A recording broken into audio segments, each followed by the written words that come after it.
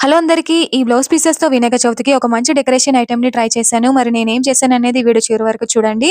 ఇదొచ్చేసి rice bag అండి. దీన్ని నా దగ్గర ఉన్న పీట మీదకి వచ్చేలాగా కట్ చేసి తీసుకున్నాను.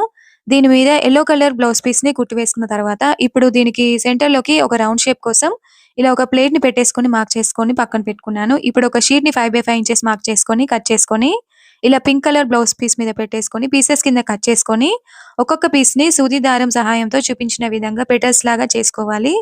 ఇలా సర్కిల్ మీద 2 లేయర్స్ లాగా పెట్టేసుకున్న తర్వాత, గ్రీన్ కలర్ బ్లౌజ్ పీస్‌ని కూడా ఇలాగే పెటల్స్ లాగా చేసుకొని, కింద లేయర్ లాగా పెట్టేసుకొని, సూది దారం సహాయంతో కుట్టు వేసుకున్నాను.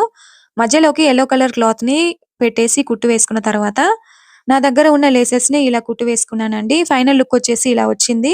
మరి చూసారు కదా! మీ అందరికీ అర్థమై ఉంటుంది. ఇది రేపు మా ఇంటికి వచ్చే బుజ్జి గణపయ్యని పీట మీద ఈ క్లాత్ వేసి కూర్చోపెట్టాలని ఇలా డెకరేట్ చేశాను. ఇంకా నెక్స్ట్ వీడియోలో మా ఇంటి గణపయ్యని కూడా చూడొచ్చండి.